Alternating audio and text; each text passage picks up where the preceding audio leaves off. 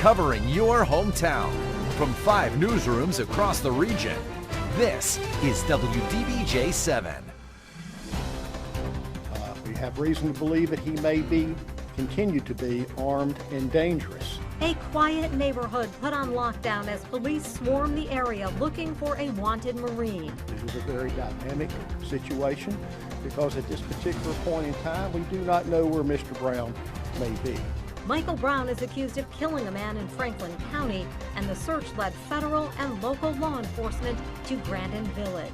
Good evening, I'm Jean Jadhun, live from the Grandin neighborhood where night has fallen and there is still no sign of missing Marine Michael Brown, who was wanted for murder in Franklin County.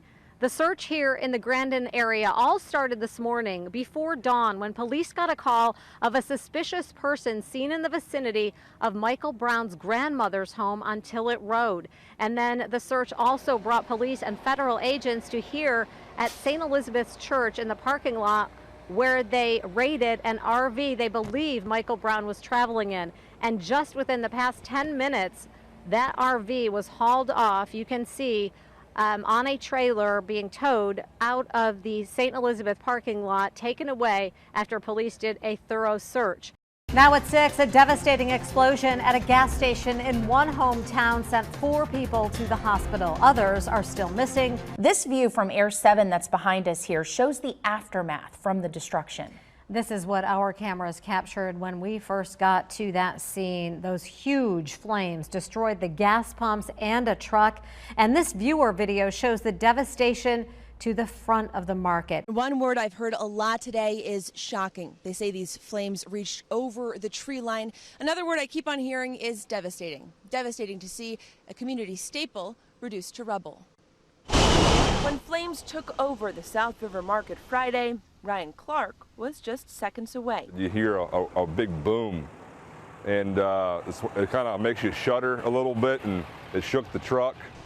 And when I made the turn, you could see how the smoke was probably 80 feet in the air. This is Air 7 footage from Windy Ridge Road in Franklin County. You can see that house destroyed by those winds. Just take a look at the home right now. You can see some family members were just inside trying to gather some important documents. The Andersons lived in this home for 40 years. They raised kids and grandkids in this house. Now it has fallen victim to the tornado that touched down this morning.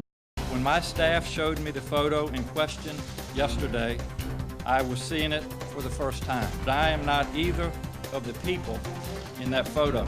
Tonight, Governor Northam denies involvement in a racist yearbook photo that has sparked national outrage and says he will continue his term. We wanted to give you a quick look at the protest that we do have going on right behind us. You can see that the group is out here with a sign that says resign, road flares behind it trying to illuminate what's going on out here. Governor Ralph Northam repeated his apology, but he was no longer saying the picture included him. He said he hadn't seen it before Friday and was convinced he had nothing to do with it. It has been 1 year since this news conference. Governor of West Virginia, Jim Justice, flanked by state leaders, calling it a neat day. Today, we have been able, my son and all of his companies, to now pay any and all tax obligations that were due the state of West Virginia. Months leading up to that moment, the billionaire and his family had been under fire for not paying taxes. The state would not disclose how much the Justice companies paid up, just that all of the balances in West Virginia were cleared. The governor addressing reporters. Now, one of your questions today may very well be, yeah, but what about Kentucky or what about Virginia? And I think if you'll just bide your time and wait, you'll see the exact outcome there as well. 1 year later, we wanted to know, what is the outcome here in Virginia?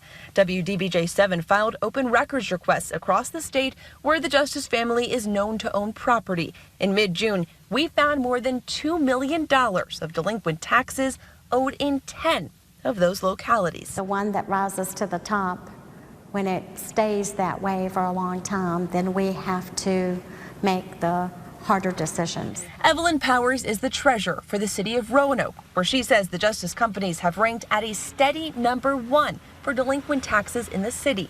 They own this office on Jefferson Street and were delinquent on taxes for 2 years, owing more than $100,000. Powers said after not hearing from the company and as a last resort, her office slated the property for tax sale. That got some attention, and they came in and paid all that tax up. A similar situation unfolded in Albemarle County. The justice companies own thousands of acres of mostly undeveloped land and were delinquent on all of it. The county sent a final notice and was getting it ready for judicial sale when they received a wire transfer of more than $400,000, paying all of the back taxes. Through the course of our reporting, we learned about other pressures that can cause companies to pay up. Here in Roanoke, that $100,000 in real estate taxes saved the justices from losing this Jefferson Street property, but they still owed personal property taxes.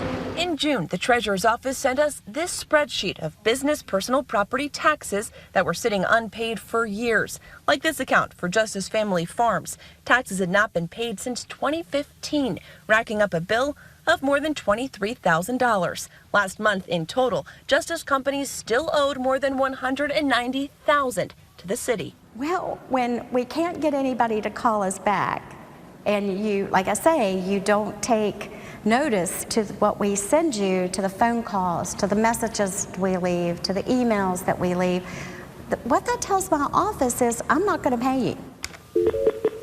So we made our own phone calls. We wanted to sit down with Governor Justice or someone from the companies to discuss the back taxes. On July 2nd, we called a lawyer for the companies and followed up with this email. July 9th, we checked in after not hearing back. The morning of July 10th, we emailed again. This time, we ended up getting a call back from a PR firm working with the justices. They refused our request for an interview, but little did we know.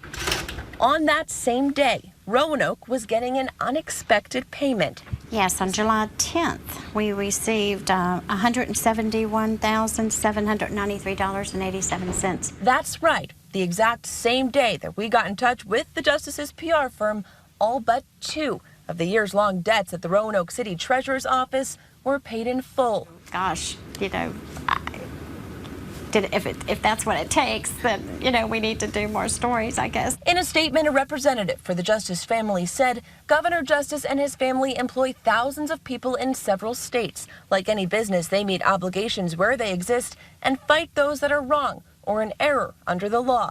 The companies have been in constant contact with these counties to try and resolve the discrepancies. We checked in with several counties to see what that contact looks like. We learned Tazewell County, for example, is owed about $500,000. The justice companies pay $10,000 monthly. However, in Albemarle and Orange counties, the justices have paid in full. In all, we identified roughly $1.9 million still owed across Virginia. You know, he is a governor, and he, of all people, should realize what delinquent accounts does to a locality. Police, fire, you know, EMS, you know, that doesn't come free. And we will continue to track the tax dollars still owed here in Virginia and let you know what else we learn. Now, Robin, we don't know why balances were paid through the course of our reporting. It could be coincidence. The justices said they have been working with localities. However, in at least Roanoke's case, those payments did come through the exact day. We asked for that formal comment. Interesting on the timing of all that. Siobhan McGurl, very interesting story to lead us off tonight. Thank you. As people in the town of Bedford continue fighting for a passenger train station, we're hearing candid comments from 2 state employees who have influence over whether the project will get funding. Their statements prompted a human resources investigation at the state agency that oversees Virginia rail projects. It all started with a voicemail left for WDBJ7's Tim Saunders. So Tim, why were those state employees calling you? We were working on a story related to the proposed Bedford station, Jane. The employees were trying to leave a short message asking me to call them back, but they forgot to hang up the phone. What followed was more than 2 minutes of candid and at times explicit remarks about the Bedford proposal and a number of statewide leaders. The voicemail was left on April 15th by Michael McLaughlin, a man who manages rail initiatives for the Virginia Department of Rail and Public Transportation. He was joined by Chris Smith, the agency's Director of Policy, Communications, and Legislative Affairs. Virginia law doesn't allow us to broadcast the voicemail because the men didn't realize they were being recorded. We can tell you what was said. The pair left a 25-second message asking WDBJ7 to call them back before attempting to hang up the phone. Instead of hanging up, they began talking about the Long Bridge, a span that crosses the Potomac River. It's the only bridge that carries freight and passenger trains between Virginia and Washington, D.C., and state leaders say it's in desperate need of an upgrade to accommodate the growing amount of rail traffic along the East Coast. Work to address the Long Bridge is estimated to cost more than $1 billion, significantly more than the $10 million requested to build the Bedford Station, a platform that would allow Amtrak riders to stop between Roanoke and Lynchburg. Advocates say the Bedford project would have a significant economic impact by bringing more tourists and business people to our region while boosting ridership for our local Amtrak service. In the voicemail, McLaughlin can be heard saying, "If we have to pay for Bedford Station instead of Long Bridge, then we're expletive, because do you know how many other things we're going to have to pay for around the state?" Smith responds saying, "We're expletive on a bigger scale with Norfolk Southern." McLaughlin replies, "I thought Norfolk Southern doesn't even want it," followed by Smith, who says, "That's what I don't understand about Shannon's budget. There are so many bigger things at play with Norfolk Southern right now. Why would you want to expletive them off?" The Shannon he's talking about is Shannon Valentine, Virginia's Secretary of Transportation. During her time as a delegate in the General Assembly, she played a leading role in bringing the Northeast Regional Amtrak service to our region. In a statement, Valentine told WDBJ7, "I remain passionate about passenger rail service. Across all transportation agencies, I'm committed to excellence and expect that transportation recommendations and decisions are based on evidence, policies, and procedures, and reflect our responsibility to the citizens we serve. Anything less is unacceptable." The voicemail continued, with McLaughlin bringing up Virginia's former Secretary of Transportation, Aubrey Lane. Still talking about the Bedford proposal, McLaughlin says, "This is where Aubrey would be like expletive kill it." Later in the message, Smith said of the Bedford Station, "If the Democrats are in the majority in the fall, we play them off of Roanoke's delegation, John Edwards, Sam Rasool. They'll shut it down." Smith was talking about State Senator John Edwards and Delegate Sam Rasool. We played the recording for both men, who said they aren't concerned about employees of a state agency trying to influence them politically. I've always supported Amtrak stopping in Bedford. It'd be good for ridership for Amtrak. It'd be good for Bedford. It'd be good for tourism. I'm fully committed to increasing passenger rail all across that line, including Bedford, Roanoke, on into Blacksburg and beyond. Before WDBJ7 approached anyone about the recording, we contacted McLaughlin and Smith in an email that copied their supervisor, Jennifer Mitchell, the director of Virginia's Department of Rail and Public Transportation. McLaughlin and Smith did not respond. Instead, we received a phone call from Mitchell, who later invited us to Richmond so that she and her agency's human resources manager could listen to the recording. It absolutely does not reflect the way that we at DRPT do business. Mitchell said the recording was handled as a personnel matter, but was not able to comment on whether any action was taken against McLaughlin or Smith. We hold our staff to very high standards, and in my experience, all of our staff are very professional. They operate with integrity and transparency to the public that we serve. Now, we first met with Mitchell about this recording 2 weeks ago. Since then, she's reached out to the people mentioned in the recording. She also drove to Bedford last week for a face-to-face meeting with the leaders advocating for the train station.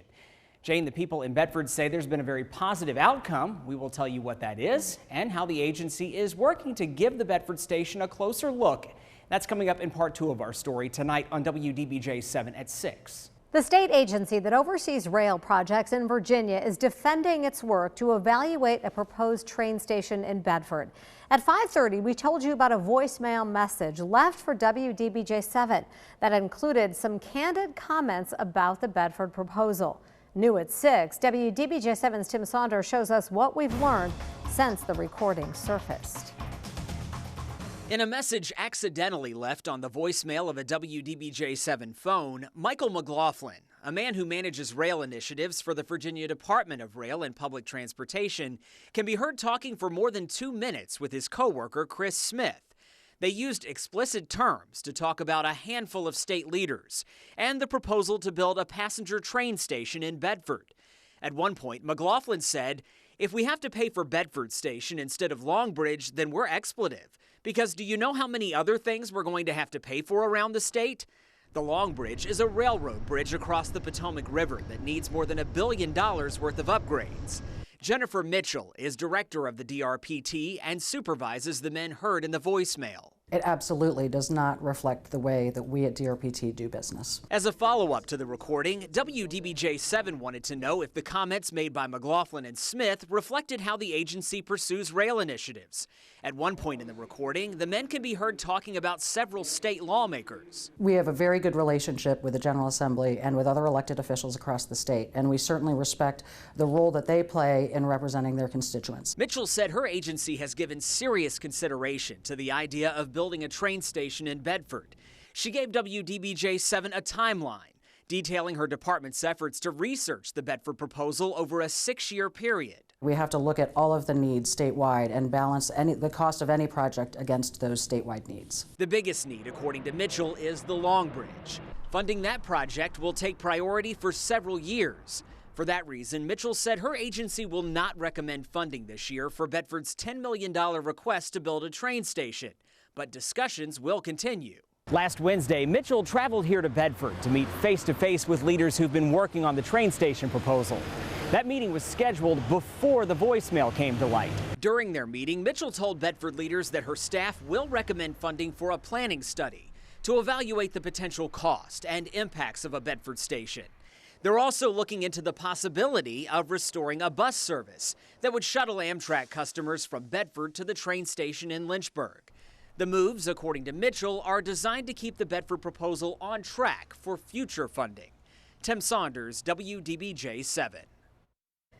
After WDBJ7 contacted the Department of Rail and Public Transportation about that voicemail, agency leaders launched an internal investigation. Mitchell said the matter was handled by Human Resources, but she was not able to say whether any action was taken against the men who left the message.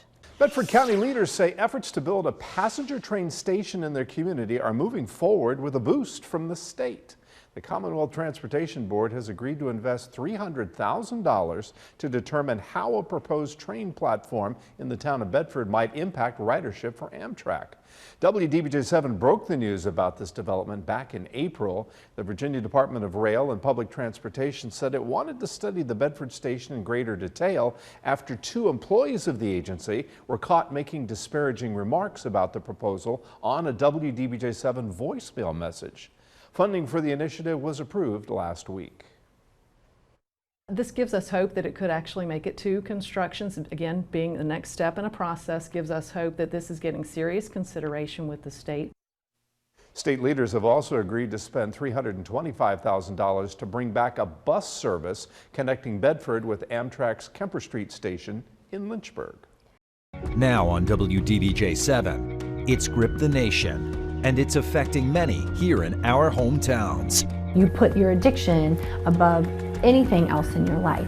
Thousands of lives lost in Virginia. An overdose death is a preventable one. Tonight, messages of hope from those who have battled back. It's okay to talk about, because if not, you're going to end up going back. And inside the fight, as doctors across our region rush to save the youngest victims of this epidemic. It's just heartbreaking. Plus, for the first time, how it feels to work on the front lines. As a community, we've got to address it. Personal stories and expert advice for families. Tonight, timely and inspiring.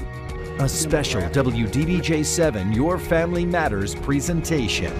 Battling back the opioid crisis. We're coming to you from Allegheny County, where a view from above shows a picturesque downtown area not unlike many of our hometowns. And it's here where the epidemic reached a juxtaposition that pitted sheriff against son. Over the next hour, you will hear from the families impacted by substance use and from the responders on the front lines. We now want to introduce you to a woman who struggled for years with heroin addiction. What do you expect her to look like? Where did she grow up? The answers may surprise you. Her story and how the face of addiction is now the face of hope. I was all into sports. I played basketball and softball. So my dream was to play basketball in college. In 2007, Kimberly Hunt had just graduated from Cave Spring High School. Just happy that I graduated. I was happy that I was going to play basketball. She had her whole life ahead of her, but one night was about to change everything. And I just was around the wrong crowd. I was at a apartment complex at a party, and it was strictly like heroin. I mean, there was barely any drinking there. There was no pot. It was just strictly this drug. Kimberly decided to try it. At first, I didn't know how to IV use, so people are around, they did it for me. The thing about it now, it's just like, I guess everybody thought it was the cool. I don't know. So how did it make you feel? Do you remember that first feeling? Just not having to think about, I guess, life at that time. What I've heard, and you can answer this from your experience, that all it takes is one time trying heroin to become hooked. Was that the case for you? Absolutely. Kimberly was hooked. The young woman from the suburbs was in trouble and hiding it from pretty much everyone. We all were doing some things that you wouldn't expect us doing at that time, and it was really hush-hush. Her focus turned from her future to figuring out how to get her next fix. You know, I didn't feel good at all, just trying to figure out how I was going to support my habit. It was more of just trying to make sure I was well to get up in the morning and go throughout my day and put on a fake smile and face in front of everybody. Kimberly continued using not just heroin, but methamphetamine and bath salts. And she saw the darkest side of drug use. Did you ever lose anyone you knew, friends, to an overdose? Yes. Plenty. I can at least not name, but count like almost 10 people on my hand. 10? Kimberly? All young people?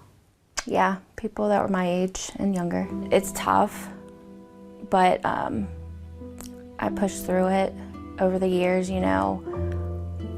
It's part of the disease and the addiction, and it hurts the most just because you went to school with them. Kimberly went for treatment several times, but kept falling back to the needle until one day in 2012. You know, I didn't have a relationship with my family. I got really, really unhealthy, and I think over those years of in and out of treatment, jail, that I finally was just done.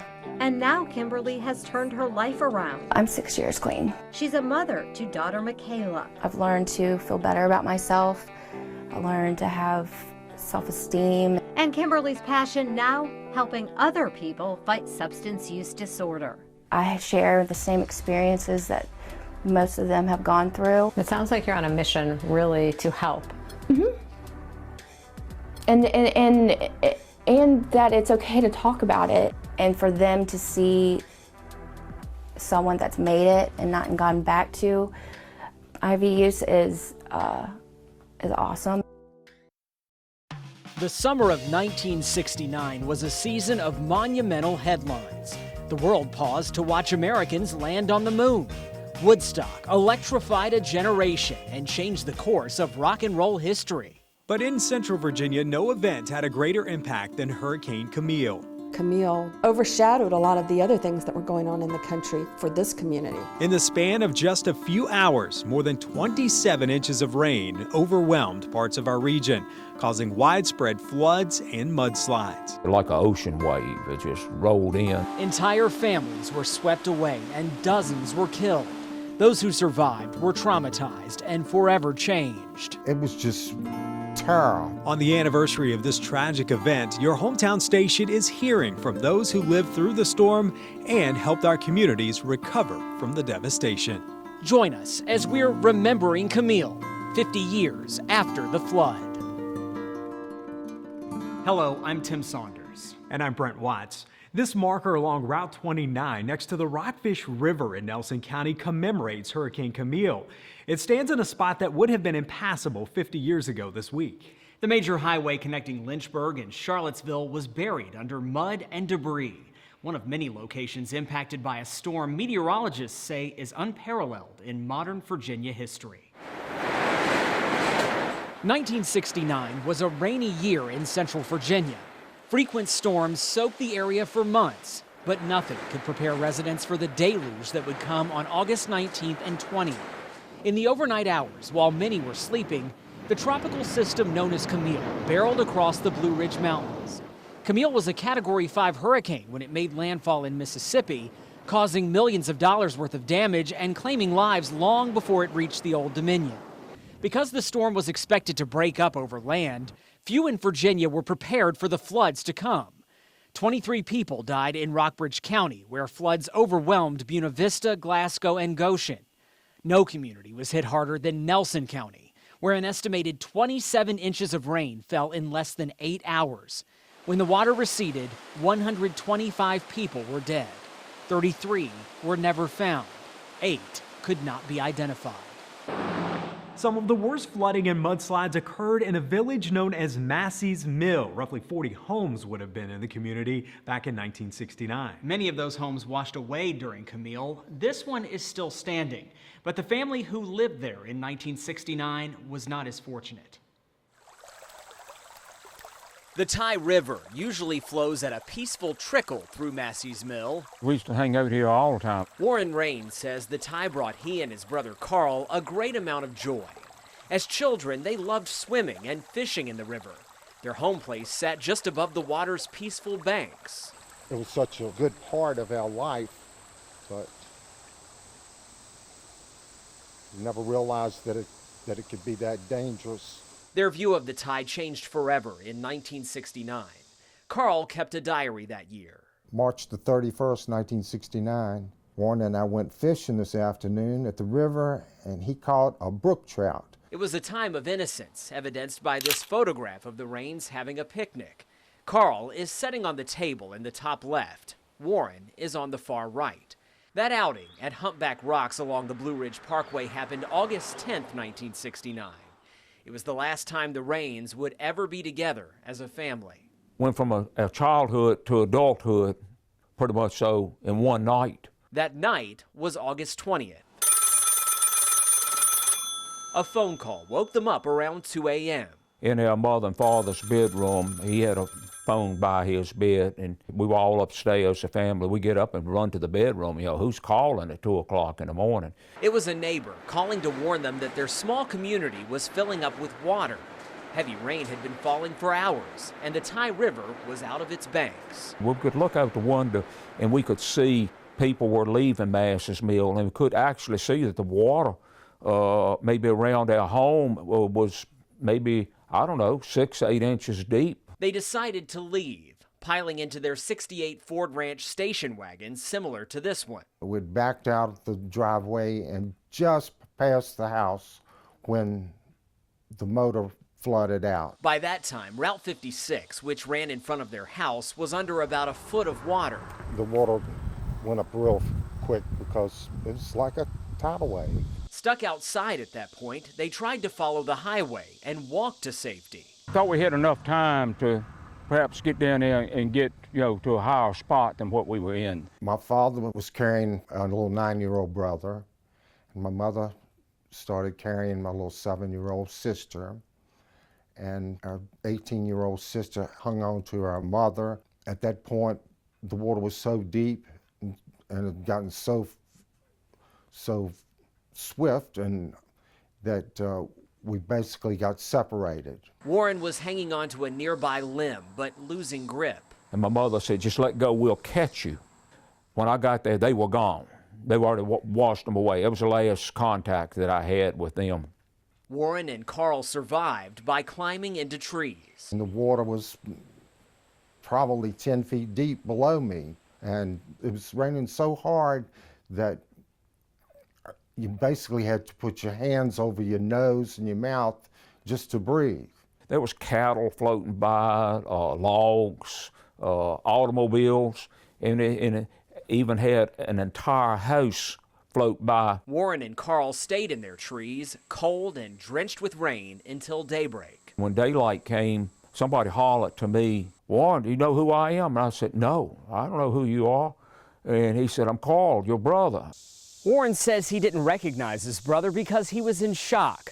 A short time later, he says 3 men in a boat floated through this area and rescued them, taking them to a nearby house for shelter and rest. We laid down and rested for just a few minutes, and we said, "Nah, we got to get up. We got to go find the rest of the family." That didn't happen. Their father, Carl Sr., mother Shirley, and siblings Johanna, Ginger, and Sandy all washed away. Their bodies were found days later. It took nearly 2 weeks to find their youngest sister, Ginger. She had floated almost 20 miles away. If she had floated another 2 miles, she would have ended up in the James River, and we would have never found her. Some who drowned in Nelson County that night were never found, but the Rains were all located. Carl and Warren, just 14 and 16 at the time, buried their parents, brother, and sisters in the cemetery of their family church. We had become orphans just overnight. The brothers' story beyond that night is complicated and filled with changes. They went to live with friends of their family. Warren even spent time at a military school. Throughout it all, they had each other, bonded by their memory of a horrific night. You think about it, but you keep going. While Carl has moved to Lynchburg, Warren has stayed near the Ty nearly his whole life. A river that runs shallow in Massey's Mill, but carries deep memories for everyone who lived through Camille's wrath. Today, a small memorial to Hurricane Camille stands along Route 56 near the spot where the Rains family was washed away. The memorial features a plaque with a depiction of 2 adults and 3 children standing beneath the roar of rushing water.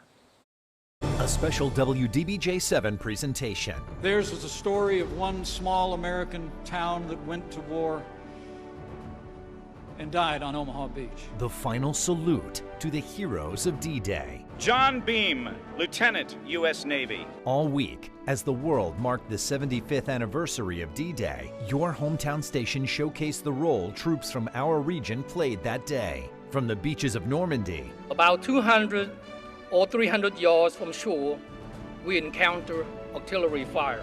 To the ceremony in Bedford. We need to know the enormity of what took place that day. Stories of bravery and sacrifice. The things they carried on D-Day. One by one, how they helped tell the story of D-Day. Plus, the former WDBJ7 anchor who went to Normandy. There is no question there was no greater story for me in my 40-year career. The history, the impact, a special presentation. Your hometown station honors the heroes of D-Day. We thank you for joining us this Sunday morning. I'm Robin Reed. And I'm Jean Jadhun. This week, stories of courage and sacrifice were front and center at the National D-Day Memorial in Bedford. We want to use the next 30 minutes to take you back to those moments. It's to all of those communities in our country that nurtured these citizen soldiers who went away to war, and so many of them never came home. April Cheek-Messier is giving me a tour of the National D-Day Memorial in Bedford, Virginia, a 50-acre site dedicated to reminding people what happened on the beaches of Normandy. We need to know the enormity of what took place that day, and sometimes I think the only way you can understand that is to see how many gave their lives to make it possible. April is president of the National D-Day Memorial Foundation. A Bedford native herself, April grew up with the story of the Bedford Boys. 20 young men gunned down in just minutes the morning of June 6, 1944. It was certainly a time of deep grieving and mourning that I think would happen for many, many, many years. I'm Leanna Scacchetti. I'm a reporter with WDBJ7 in Roanoke, Virginia. WDBJ7 has extensively covered the creation, development, dedication, and impact of the memorial over the years, but my visit a few weeks ago to the memorial was actually my first, where I got to know just how a massive military operation hundreds of miles away shattered lives in a small American hometown in a single day.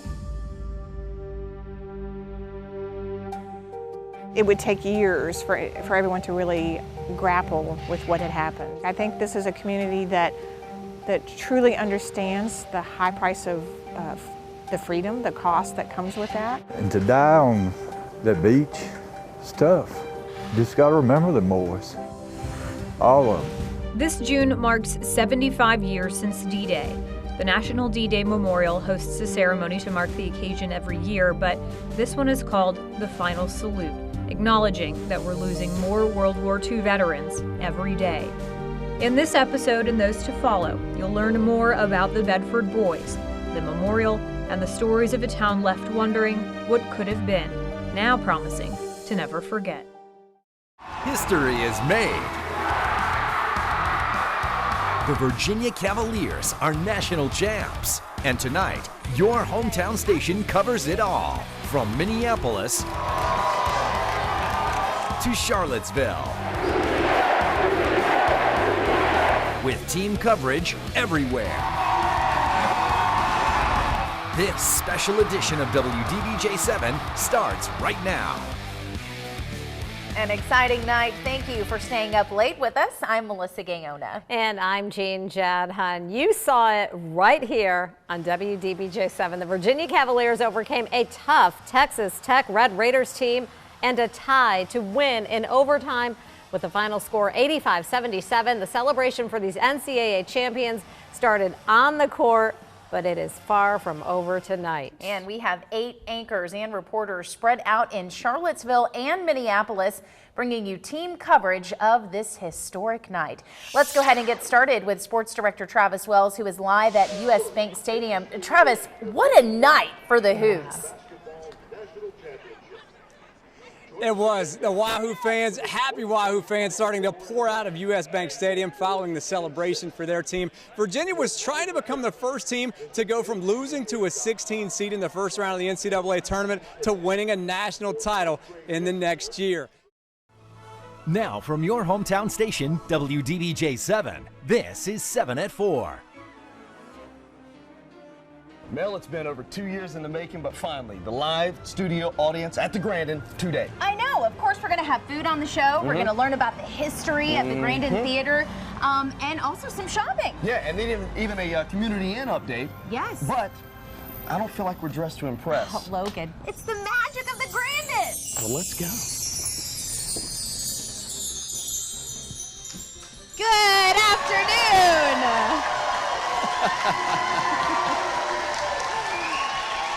Yes, good afternoon, and thank you so much for joining us here on 7 at 4. This is our first ever live studio audience show that we have ever done here on WDBJ7, Yes. and we're doing it right here at the Grandin Theater. Could you think of a better place to do something like this? Melissa, Gayona, Logan, Cheryl, and hundreds of our favorite friends out here today. Thank you guys for coming. How you feeling today, huh? Oh, man. You know, one of the reasons I love 7 at 4 is just because of the energy and entertainment that this show brings right here to many of our hometowns. So we're so glad that you guys could be a part of this live studio audience show. It's going to be a great time today. I'm so excited. A monumental occasion. And not only are we highlighting just the Grandin Theater, Mel, we got all kind of stuff in the Grandin Village because it's constantly changing, adapting, but a lot of things stay the same. And that's what people love about it. They say good things will come to those who wait. Oh my gosh, I still don't see her. But patience is hard to pack during the holiday season. Oh God, this is making me nervous. When what you're waiting for is closer than ever. Madeline Wilson, we call her Maddie. She works for Williams-Sonoma and we haven't seen her since June. So excited. It is here. Their plane, I think, is already here. In the arrivals terminal of the Roanoke Airport. Are you guys coming from Charlotte? Yes. Where precious cargo is eagerly received. I'm waiting for the plane to arrive from Charlotte that's carrying our son. John Elliott's son lives in California these days, working for Google. He hasn't seen his son in almost a year. Sometimes I feel empty because the first 18 years of his life and our other son, we have 2, I spent coaching him, taking him to practices, being with him at all the activities, and then all of a sudden, it's gone.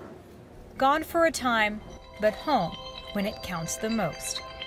Oh, this is Kyle. And so this Christmas Eve, after all of the planning and all of the waiting... Oh my God, there she is. I gotta go. Bye. A delivery like no other. Isn't your shirt cute? Oh God! Hi, girlfriend. OMG. You look so cute. Thank you. Are you crying? Yes.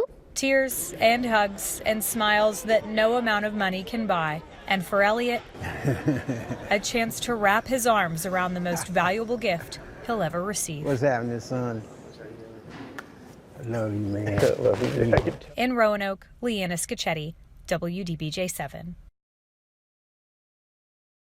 Tonight's big stories and tomorrow's forecast from the region's most watched news team.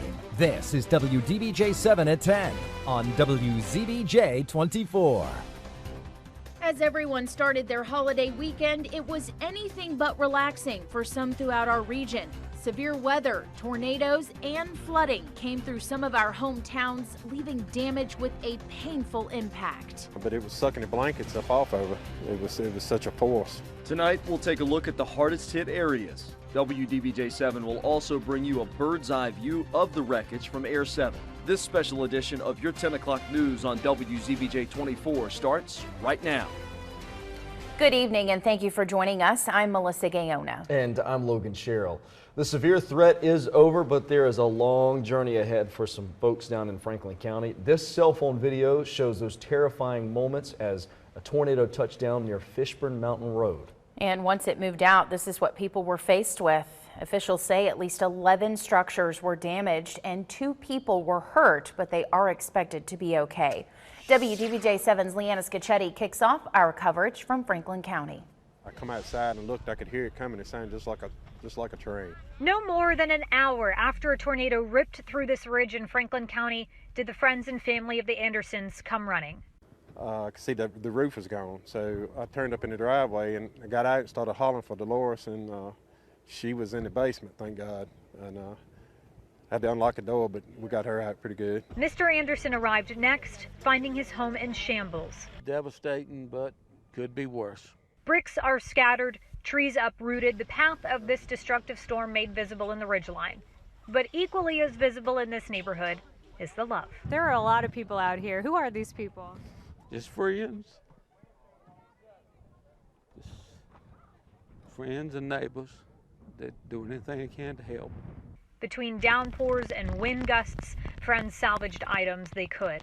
Yeah, we're tight. Real tight. Good people.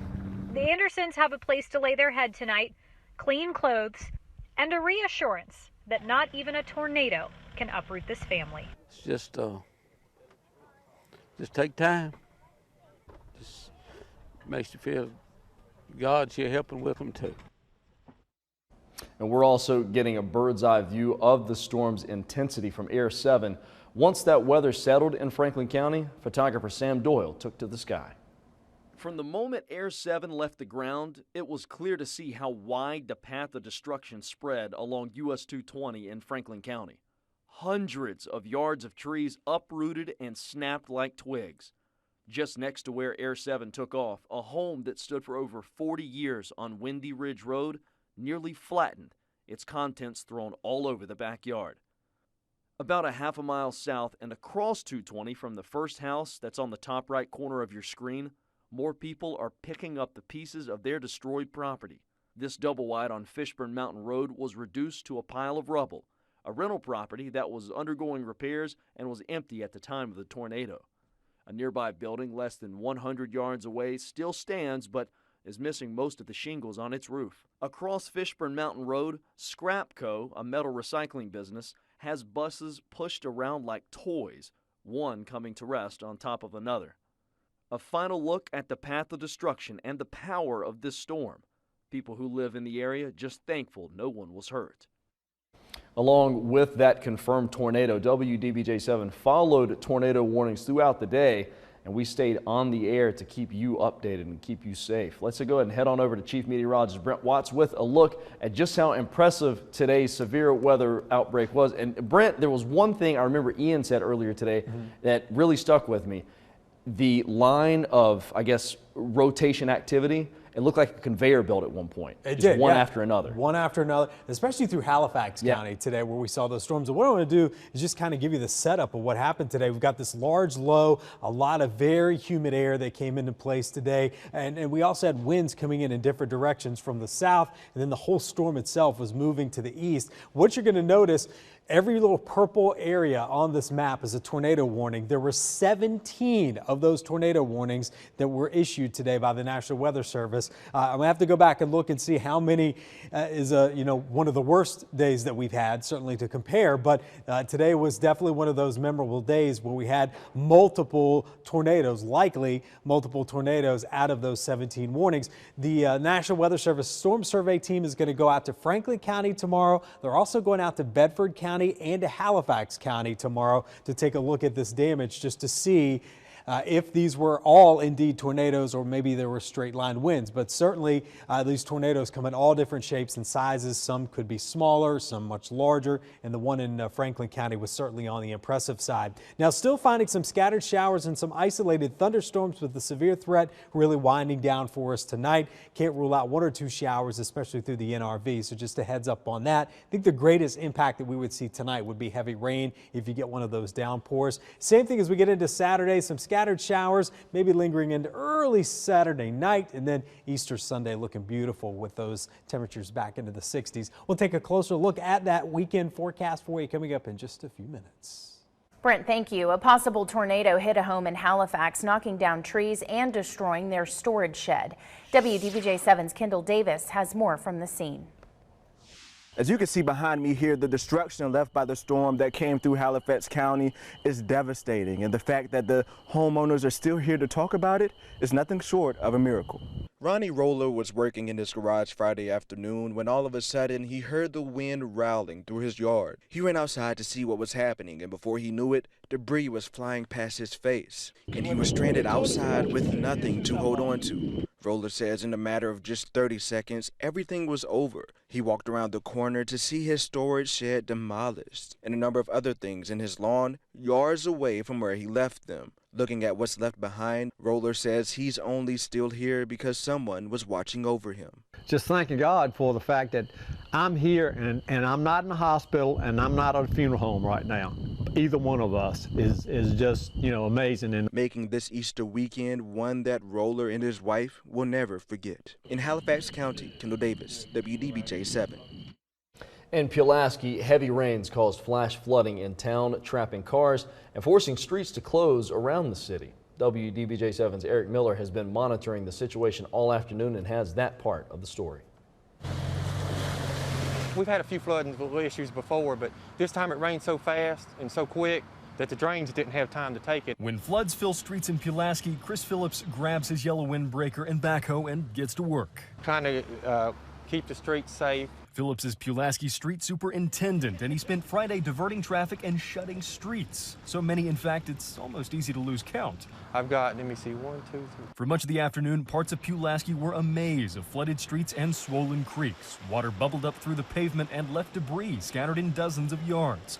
Many said this was the worst flooding they'd seen in a long time. I've been here for 20 years now in town, and I've never seen it over this block wall behind us. On the south side of town, Katrina Tate was watching from her front porch. And all of a sudden, the water just started coming in the yard. As a tiny tributary turned into a torrent, the floods wrapped around Tate's house and filled her street. I'd say about high up to your knees. Tate considered calling for a swift water rescue, but decided against it. In fact, despite having 2 swift water crews on standby, Pulaski County officials say as of now, they haven't performed a single rescue all day. Now they say there's nothing to do but wait until the rains stop and the waters recede. It's a time game. Once that creek like that goes down, the inlets will start opening up, so we'll be fine. That was Eric Miller reporting. While smaller streams may have gone down, officials caution that larger ones are still on the rise. They ask that anyone that might have to get out tonight take extra caution, as rescues at this time of the evening are more dangerous. Down trees, power lines, and even a roof thrown across a front yard. That is the scene in the Thaxton area of Bedford County tonight. This new drone video shows the view from above Sharp Mountain Road. No one was hurt. WDBJ7 Siobhan McGurl spoke with one woman who walked us through the storm moment by moment.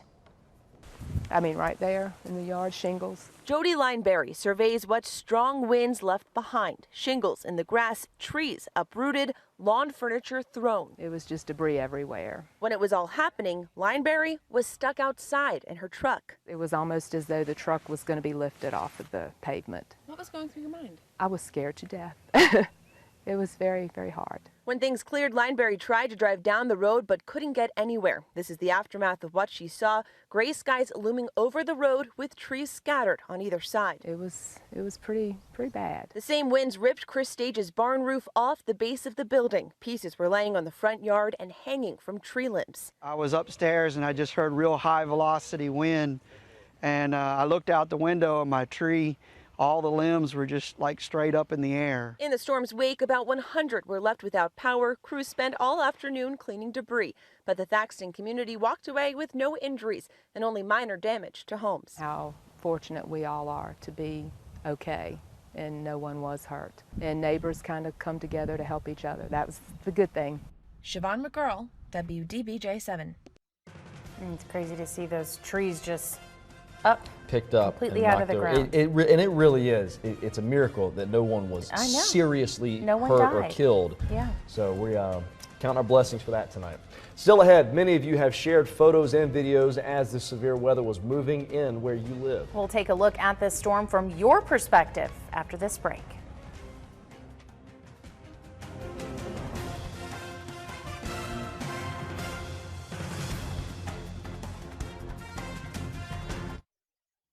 Today's storms brought damage to our hometowns in the blink of an eye, and many of you have been sending us pictures and some videos. Jane Caffrey joins us in the studio now. Jane, there's some pretty powerful images that we've seen in the newsroom today.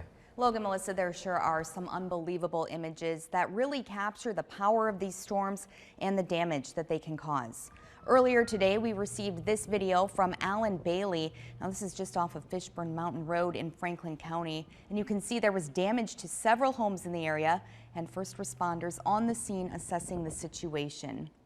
This photo was taken on Route 220. You can see a truck just crushed under that tree.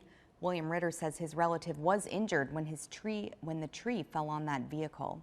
And the tornado in Franklin County left trees littered on the sides of Route 220. Drivers navigated around the debris earlier this afternoon. But after it all, a little bit of inspiration. Jennifer LaRue Ibrahim sent us these photos of a rainbow after the storm. This was on I-81 near Draper just after 6 p.m. She said the rainbow completely stretched over the interstate. And Logan, Melissa, very few good things come from these strong storms, except for maybe moments like that. Or, of course, we've seen a lot of people coming together to support one another. Yeah, which has been amazing. I mean, we've seen Mr. Anderson was his name in Franklin County, and all these people were gathering his things, and it was like an entire team of people, and they were friends and family. Yes, it really brings people together. It does. And one of the things too, because Leanna Scacchetti was down there on that story that she had tweeted out, she said after we were all said and done, this man just lost everything. He said that, you guys be careful getting back to Roanoke, always thinking about somebody else rather than what is rubble behind him. After losing everything he owns. Pretty much. All right, Jane, thank you. All right, Brent, this was the second severe weather outbreak that we saw this week. We're hoping this weekend will be much quieter. It is. We're going to see some showers and maybe even isolated thunderstorms, but overall, the weekend is certainly looking better. We'll take you through that Easter weekend, and I'll have a look at your sunrise service forecast for Easter Sunday.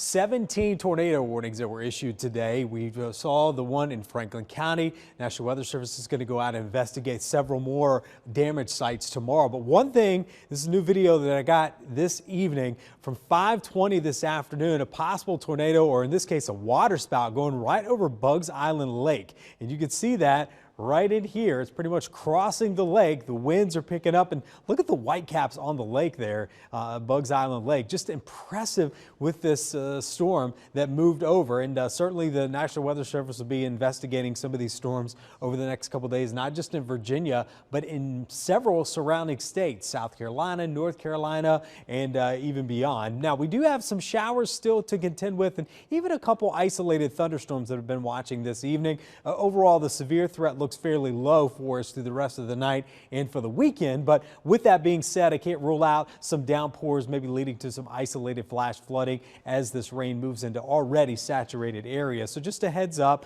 at this point, I don't foresee anything that would be too ominous when it comes to tornadic or even severe thunderstorms, but we'll watch that and see how it progresses. The heaviest of rain today has been the New River Valley, 1 to 2 inches, in some cases 2 to 3 inches of rain, which did cause some problems and flash flooding in portions of Pulaski, Wythe County, Grayson, Carroll counties today. So that's where some of the heaviest of rain fell. Elsewhere, it was all about the severe threat with those tornadoes and severe thunderstorms. There's what we got earlier today. It's now tracking toward the north and the northeast, impacting the Outer Banks, and then all the way down towards Myrtle Beach area, getting some more showers. The upper level low is right here. So this is what will move through our region tomorrow, and that's going to produce additional showers. So again, the forecast model showing some rain showers overnight. We'll see those kind of shut off by sunrise tomorrow, a little bit of a break, and then as that upper low passes overhead, watch as that redevelopment occurs tomorrow. Now, we are going to see some showers, and I can't even rule out a couple thunderstorms tomorrow, but it will be much cooler, and our severe threat looks much lower tomorrow as well. So just a heads up on that. The primary chance of seeing those showers will be in the afternoon and early evening. So if you're trying to do some Easter egg hiding and all that fun stuff tomorrow, just know that you may be dodging some showers. Sunrise services on Sunday should be dry. We may even have some sunshine out early in the day. I can't rule out an isolated shower to the northeast as we get into the second half of the weekend, but overall, not a bad weekend. Cool start tomorrow, getting down into the 40s in the morning, and then by the afternoon we'll see those scattered showers. It will be much cooler tomorrow with daytime highs about 57 Roanoke, close to 60 in Danville, South Boston, and we're looking at low 40s or low 50s rather, and upper 40s from Wytheville to Galax. So it's going to be a cool day tomorrow, but certainly just featuring some showers by the afternoon. If you're going to be going out on Sunday morning, no, it is going to be a cool start to your Easter Sunday, getting down into the low 40s by the afternoon, back to the 60s, and will gradually get warmer as the week goes on. If you're looking forward to some warm weather, well, hang tight. Look at Tuesday, 80 degrees. Oh. Yes, and then we do have another cold front that comes in, brings us some showers on Wednesday and Thursday. Okay. At this point in the game, I don't foresee anything severe out of those as far as a severe weather outbreak, but you know, we'll watch that and see how the week goes on. 81. No. I might finally be able to put the coat up. The coat. Finally. The big coat. That's Wash Eskimo my coat. car on Monday. I get all the pollen off. Yeah, for real. All right, Brent, thank you. Kate, coming up next, this severe weather event has spread far beyond just our region. Stretched down into North Carolina, even South Carolina, several other states. We're going to check on the wider impact after the break.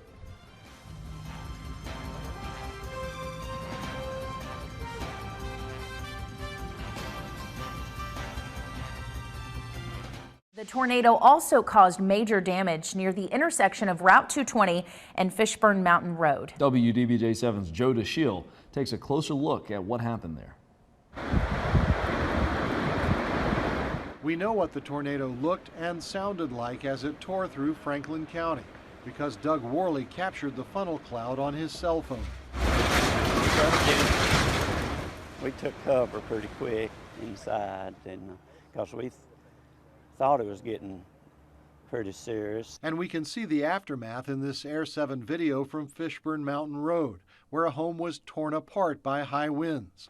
Our mouth fell open and we just couldn't believe it, really, you know. Despite all of the damage, the Worleys were feeling fortunate on Friday afternoon. Even though their rental home was destroyed, no one was living there. And while the tornado tossed a bus and other equipment, the scrapyard was closed. So the 6 employees who normally work there were not in harm's way when the tornado touched down. Somebody had been in this house, you know, or even in the lot over there working. It could have really been bad, but glad for that. In Franklin County, Joe DeShiel, WDBJ7.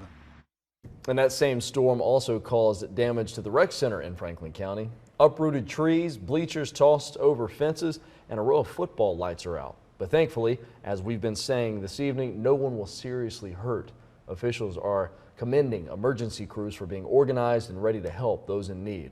Also very thankful for our public safety, Sheriff's Department, State Police, Salvation Army, VDOT, the Virginia Department of Emergency Management, many resources, cooperative resources today. And the damage is estimated at around $300,000. Earlier today, hundreds were without power in Franklin County. Here's a look at the Appalachian power outage map right now. You can see power been restored to a lot of folks throughout the area, but still a few folks in the dark tonight.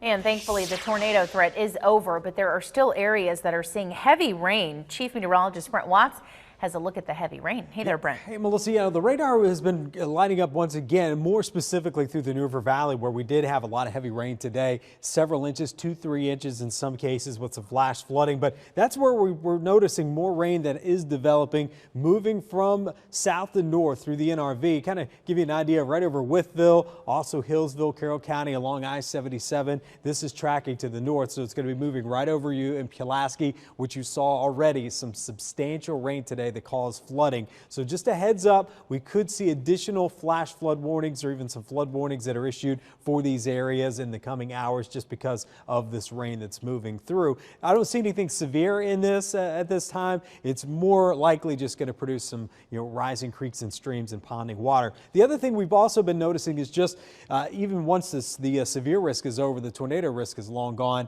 we still have those winds that are very gusty, and that's going to stay in the forecast tonight and through the day tomorrow. So waking up tomorrow with temperatures in the 40s and 50s during the afternoon, we're only going to get up into the 50s with our shower chances returning, but notice that wind staying quite strong at about 10 to 15 miles per hour with some higher gusts. So it's going to be a breezy night ahead. Tomorrow looking fairly breezy as well and much cooler. We'll take a closer look at that Sunday forecast. If you're trying to hide some Easter eggs, that's all ahead in the 7-day.